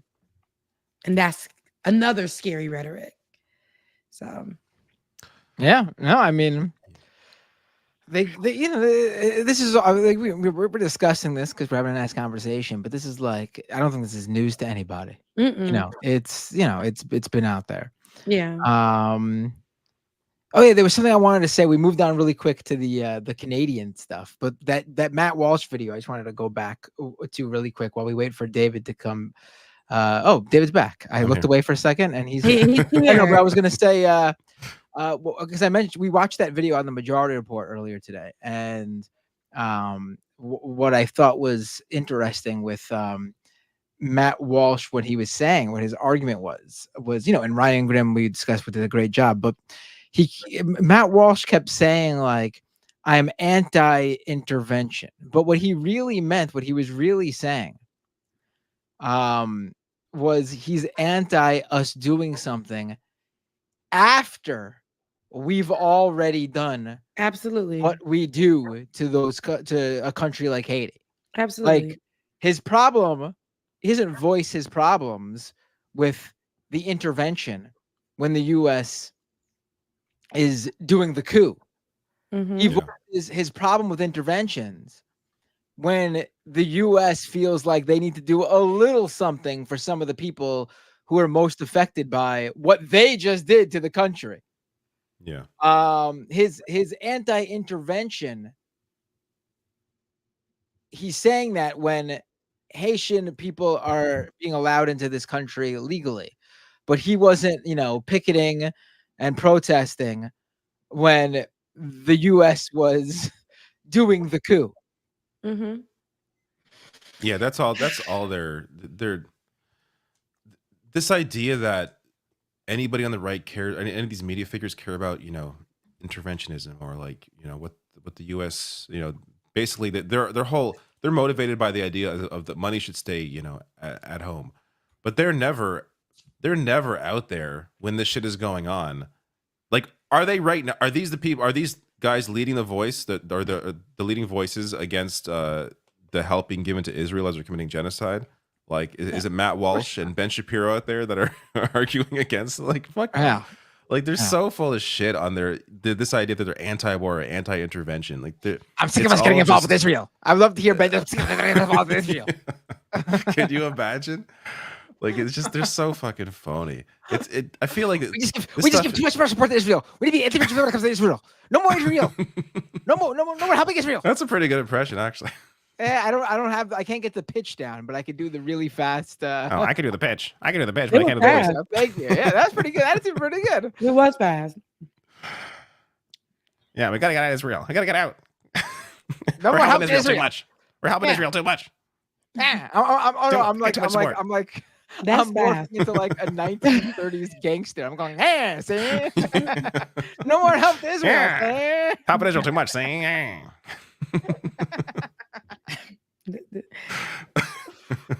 What has this podcast evolved into? I know. Look. I think it's super chat time. Yeah, let's do super chat.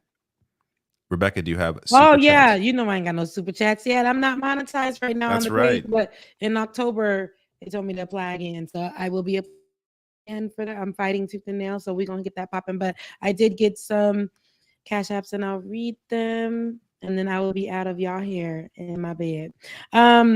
Mary Richardson, thank you so much. I appreciate it. Now, okay, I said the full name. Sorry, Mary Omega.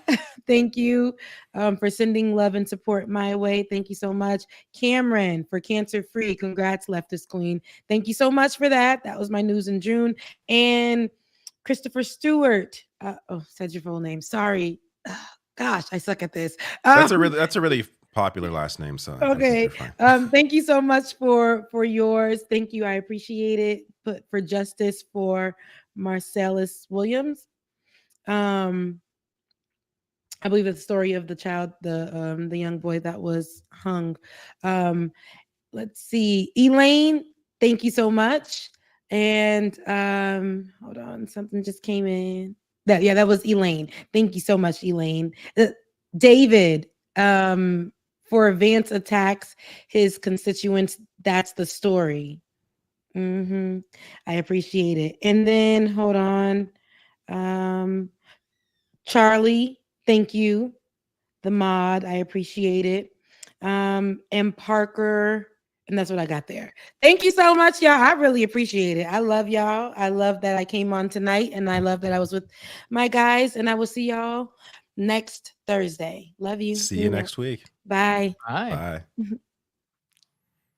I love that we're going to be done hopefully by 11 o'clock, before 11 o'clock. This is great, especially great for my voice and potential sickness. Is this for you or me? This is for me. Oh, no. CMG Web. Thank you for your very generous $10. I'm trying looking for a sound drop here. $10 super chat. Is that coming through? There we go. Didn't know you folks were on, but can't stay because stuff. Just wanted to show my appreciation before I bolt. Maybe someday I'll get on some kind of schedule. Yeah, right. Appreciate your work. Laughing face. So you don't appreciate the work? Thank you so much for your super chat. Bay Photo. $5 super chat. Thank you. Says it's really feeling like a 4chan election cycle with all the online leaks of JD Vance and Mark Robinson. That's for me again. CMG Web, $5. Thank you. Says also is it Portage or Portage? County Sheriff Bruce Zakowski telling people to collect names/addresses of those with Harris signs. That is wild. Wait, what was that? I'm sorry, I missed that. Oh, They're collecting names and addresses. Yeah. That's scary shit. I think this is for you. It's not for me. Might be for Mike. Yes, T King. The leader of the union sold out. I mean, seems like he's been listen, I don't know what the hell's been going on, but he's been saying things about Republicans that they don't deserve to be said about them.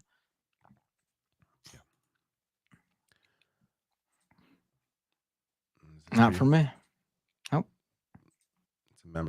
Maybe for Mike. Ignar Husky. O'Brien did the speech to reach out to more blue-collar workers who are more right-wing, who'd likely be listening. Labor politics transcends DVR politics. No, it doesn't. It doesn't, though. I mean, it doesn't. I mean, Republicans in unions need to understand that by voting Republican, they are voting against their interests. That doesn't mean Democrats are amazing and perfect and they're the perfect Labor Party, but they do work in their interests somewhat, whereas Republicans do the opposite. They work against them. And the idea that you want to reach out to Republicans to try to make them understand that, but that's not what he did at the RNC, because the RNC didn't put him up there. They're not going to let him go up there to do that. You got to reach out to them, but not let them believe that the Republicans are a party that cares about labor whatsoever. Yeah, like I get the idea to what you're saying, commenter, but in practice, that's not what's going on here. Like it's one thing to try and reach out through speeches or whatever. It's another to then not even give an endorsement when clearly one side is complete opposition. I think that it's where they are now. It's fine to not give an endorsement, I guess, based on. But what I'm saying is, it didn't have to be this way. The union leadership, straight led their members astray before the vote, basically. Yeah. Shami Sengupta, 199 pounds, said, "Did you see Ryan Grimm's school, Matt Walsh in Haiti?" Yes, we indeed shared that. Jacqueline Leach, 279 Canadian, says, "I am bothered by the KKK and P boys in Springfield." Yeah, to see them descend on there, this is, I guess, to be expected when you have this national spotlight.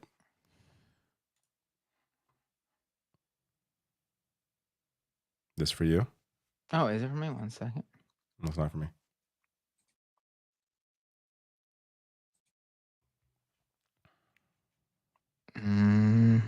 Or it's for Mike. Hold on. I'm sorry. Yep, here we go. Narrator with a $10 super chat. Thank you, narrator. Starving Haitians had to eat dirt because for 200 years, two of the wealthiest countries in the world extorted their wealth as revenge for freeing themselves. This line of attack is beyond outrageous. Yeah. Absolutely. Not for me, this one. For me, Lumpin Lodge, thank you for the $2. Says, "Look into the International Party of Antarctica."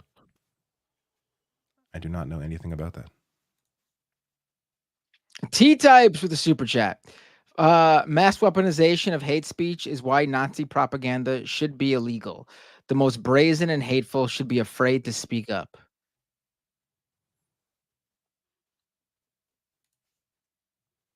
Oh, where is that's for me. Looney Tunes 9000. Watching Matt Walsh showing his true colors makes me sick. I don't understand why he can't just admit that he's racist. I mean, do you need him to do that though? Yeah, like he has to. What's that supposed to mean? Table toast? I'm reading that as table toast, even though that is not table toast. Thank you for the $2 super chat with no comment. Thank you. Kowalski with a $10 super chat. Flex that labor muscle, folks. If you know, you know.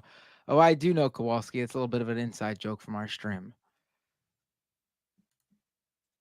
Rachel Atwood with a super chat. Why is Majority Report's Ukraine and news analysis so shitty? I don't know. I haven't really. I don't know what they've been saying. Honestly. I've not seen their coverage in a while. I did say how I disagreed with them early on when there was so much focus on, but I don't think they were that far off. I think it's fine to question what the strategy is and how much money is going there.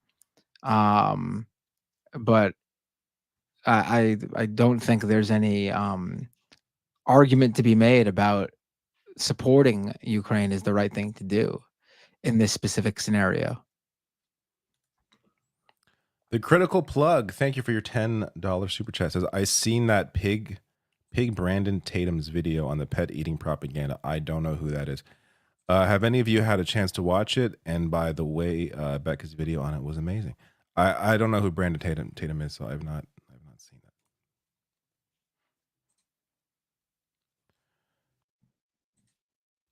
Yeah, Jerry Martinez with a super chat. It's crazy to me that Kamala won't outright run on expanding Medicare and Social Security. It's a missed opportunity. Well, that's Democrats' middle name. Missed opportunity. I mean, that's literally, yeah. Yeah, for sure. CMG Web, thank you. Says there's video international preacher Andrew Womack said, if it turns us back to God, maybe a civil war wouldn't be so bad. Millions listen to him. I mean, millions listen to Trump. You know what I mean? I feel like I don't know who this guy is. I'm sure he's a loon, but there are bigger loons that have more power. Angel Garza, thank you for your super chat. Says the story about Mark Robinson having sex with his wife's sister is likely fiction. I heard his wife is an only child. Oh, well, then it would be impossible for him to have sex. Yeah. I mean, I saw those were screenshots from that forum going around based What a on weird what I've thing been to able to look fantasize into about. it. Yeah, I mean, I don't believe that. Fantasizing No, about a sister who doesn't exist? Like, I didn't say that it's what happened. I'm saying it looks like that's what he posted. I even I'm said just saying, like, it's weird for him to fan post that if fiction. she doesn't Yeah. have a sister. Yeah. That's a bizarre thing. This is for you. Celeste with a super chat. Hello, it is my birthday today. Well, happy birthday, Celeste. Happy birthday, Celeste. I hope you enjoy your birthday. And however old you are, congrats on that many years on Earth. And I hope for many more wonderful years. Very kind of you. Kowalski, $9.99 super chat says, harvest has begun. My madness will grow exponentially each week. I'll either be celebrating a Kamala victory in November or bringing the Republic to her knees. I'll mention your name in the manifesto. That sounds very ominous. Please do not bring me up in any manifestos, good or bad. This for you? Yes, PM Godin with a super chat. Never forget that Jagmeet Singh has an MMA background. That's why convoy thugs don't scare him. Does he have an MMA background as well? I forgot about that. Yeah, I'm not sure how. Again, I'm not sure. I forget how serious that was, but that's ringing bells. I remember something about him in MMA. Wow. Mm-hmm. Yeah, he doesn't. He's not afraid of people. It's just about what is worth. More fighters. Yeah. Yeah. Not for me. Let me see. T King with a super chat. This is for me. Bernie reaches out to Republicans by just being himself. Yeah, I mean, I guess by talking about the issues, that's kind of what he does. Angel Garza, thank you for your super chat. This is, I think, my last one. Still weird he wrote that story. I'm not sure if that's in relation to the wife thing or what, but thank you. And Ton Bosin with a super chat. Who knew dodging $2.90 could give you stormtrooper aim, injured citizens, and a death sentence? Oh wait, and a mayor that doesn't give a shit about you. Yeah, this was a crazy story in New York where basically a subway rider hopped the turnstile, was getting away with stealing $2.90 from the city, and police pursued him. And it ended up they ended up shooting and hitting a number of innocent people, the person they were pursuing, and one of their own officers. And apparently one of the people who were hit and just standing by, they are seriously injured, and it looks like they may be brain dead. Wonderful NYPD doing what they could do to get $2.90 for the city. Would love to know how much that whole thing cost, aside from the life being taken, which is priceless. I'd love to know the salaries and how much that translates to for those officers who saved the city those $2.90. Is there, and I mean, this is of course a police problem, but it's also a mayoral problem, right? Like, is there an election soon? Because I thought I saw somebody launching a next campaign year. run. next year. Next year. We got to wait a whole, well, I guess it's not a whole another year, a couple months. But yeah. Yeah. Mm-hmm. All right. That is the last one. There we go. Well, what a wonderful show, David. We pulled it off. Great. Just me and you and Rebecca. The three out of 5. Now we know we don't need those other 2 anymore, so we could just drop them I completely. mean, honestly, it flew by. It felt like just a regular show. I don't think we. Yeah, no, it's fine. Oh wait, I got some over on Twitch. Just a few. Vandalay 1988 subscribe with Prime. Thank you, Vandalay. Hello, lovely scientist. Resubscribed for 12 months at tier 1. They've been a subscriber for 13 months now. Thank you, hello, lovely scientist. And Joey Bag of Donuts resubscribed with Prime. They've been a subscriber for 5 months. Thank you, Joey Bag of Donuts. Joey Bag of Donuts. Joey Bag of Donuts. Oh wait, I just got another few super chats really quick. Dog on the Roof says Chris Rufo's email leaked in an Ashley Madison data dump. Law Windsor on Twitter reported it. I'll check that out. And the Themic with a super chat. Matt, have you covered Eve Frontiers, a game being developed by CCP Games and funded by crypto investors? Looks shady as hell and the big scam. I will have to check it out. My brother is a big fan of that series. Like he went to they have like every year there's like an Iceland the developers from Iceland. So like there's like an Iceland thing. So he went to Iceland for that game. Okay. Or like the game behind Frontiers. I think Frontiers is like the offshoot. It's like a FPS, I think. But that's interesting. I didn't know. I'll have to bring this up to him because he's into that like being really critical of that kind of shit. So I'm curious what he'll think about that. Interesting stuff. Guamu with a super chat. Binder seems sad. This is not 4 hours. No, I'm okay with it today. I'm a bit tired. This is not for me, but it says it's for this me, is for me. Still alive. Thank you for the super chat. It says format. What do you think? What do you and Sam Cedar think of Alan Leichman's and his 13 keys to the White House? Would Sam ever invite him on Majority Report to chat with? Well, I mean, I can't answer what Sam thinks of him.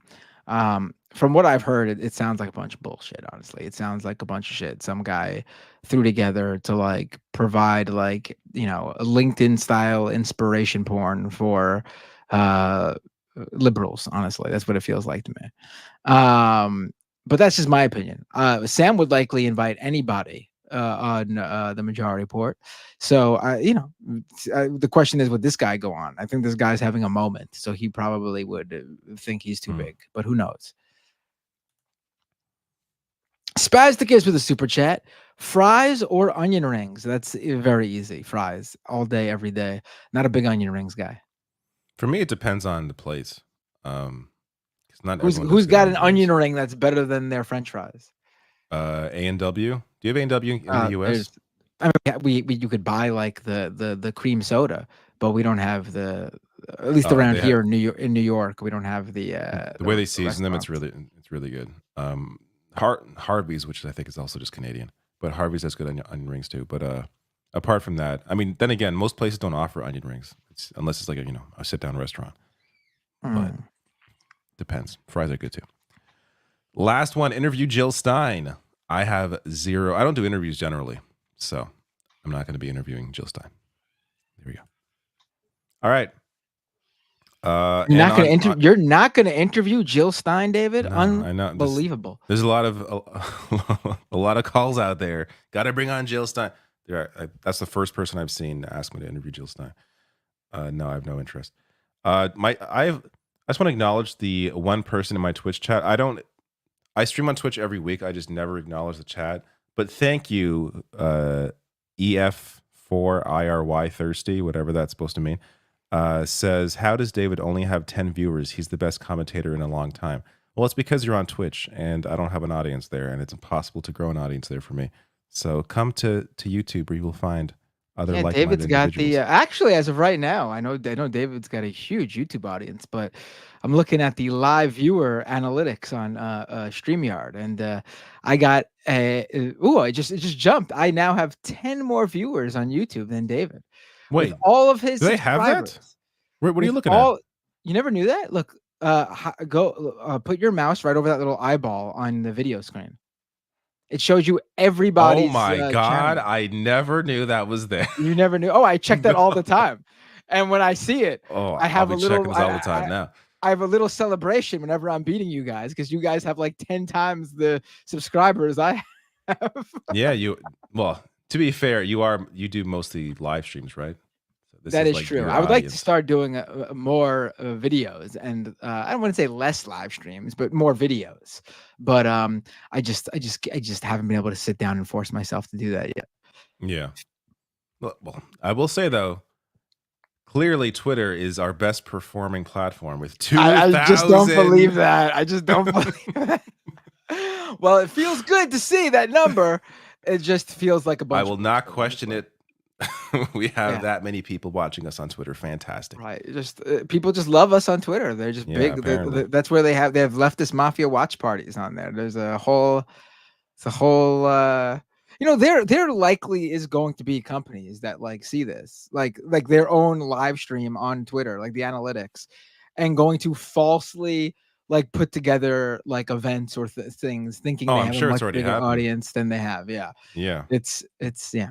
Because when a big audience does actually come, it crashes. They can't handle Yeah. it. Yeah. Just basic audio streaming cannot handle it. All All right. Look at this. Now my Twitch audience has grown to 16 viewers after I acknowledge them. Is that all I have to do? Is acknowledge the Twitch viewers and they will show up? Yeah, They I will guess- just like I be guess like, so. oh, someone talked about us. I'm gonna go on David's stream. That's all you gotta do.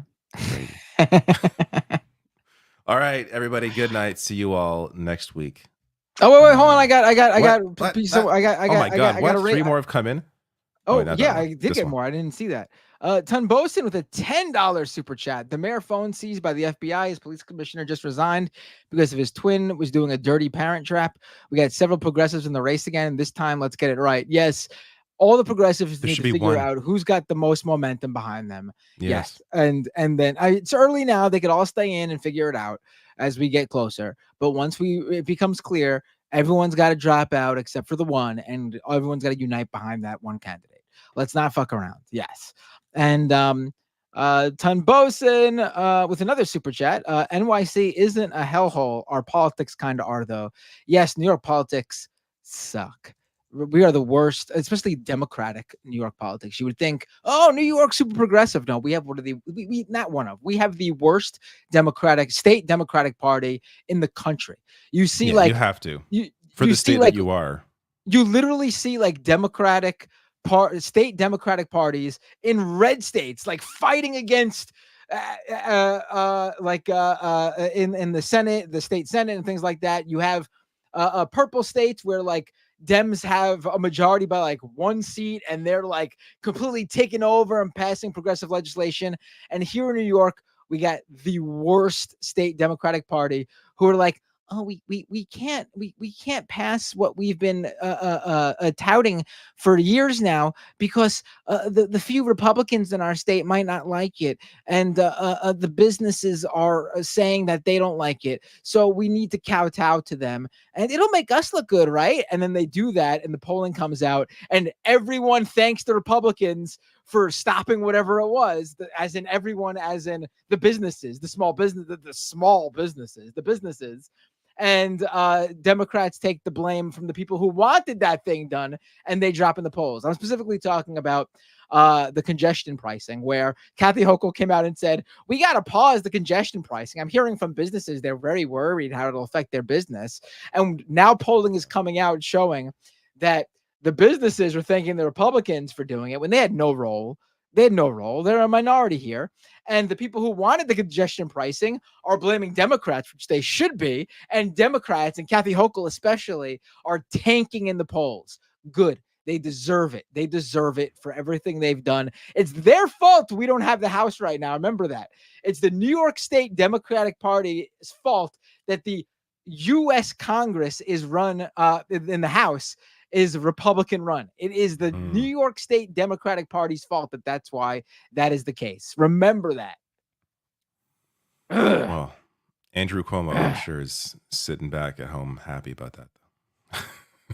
Oh, we got more. We got more. What the hell's going on here? I'll take it. I could. I don't have these. I think these are yours. Trans Girl 420 with a 420 super chat. Maintain, comrades.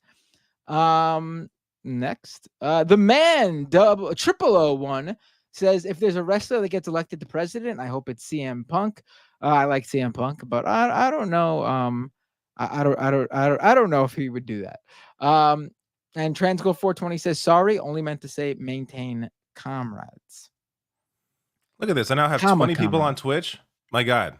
All I got to do is just mention the Twitch name. And hey, I got 80 people happen? On Twitch. I went from like 9 to 20 in like 2 minutes. There we go. The end of Who are we gonna raid? Let's raid someone together then. That way we does anyone care about my raid? 20 people? Is that raid worthy? 20 people is 20 people, man.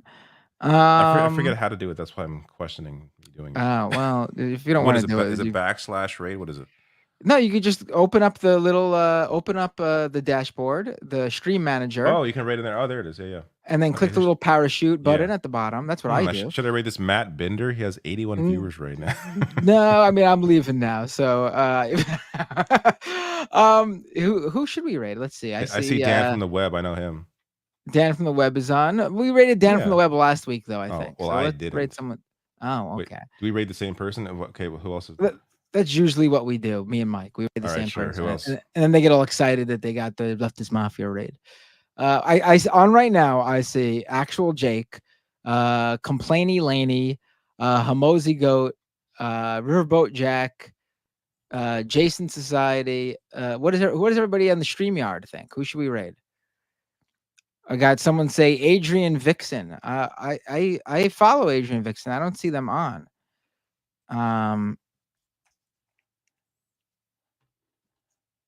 Let's see what my channel's saying here. So can't raid Adrian Vixen. So I'm getting votes for Riverboat Jack and Adrian. I see a lot Riverboat Jack. We could raid Riverboat Jack. Yeah, we could do that. All right, I'm clicking that raid button. 1 second. I'm clicking that find button. There we go. How do I? What the hell? Start. Oh, Riverboat Jack's watching some Tim Pool. So perfect. The man 0001 just sent me another super chat. AOC should run for governor of New York via primarying Kathy Hochul. That'd be. I would. You know. I think the rest of the country who's progressive might be selfish and think AOC should run for national office, but maybe she should have run for governor first and take it from there. Who knows? I would love to keep her in New York specific, honestly, but we'll see. I have completed a raid. All right. Oh, you did it already. Jeez, I didn't even. You guys let me know. I thought you did friend. No. We usually wait to do it at the same time, so they get Sorry. I wasn't aware of the etiquette here. Right. I get that you don't watch after you leave. It's no. Let me wait and see who they raid. I can't wait to see. No, I don't. All right. I raided. All right, everyone. Take care. Good night, everybody.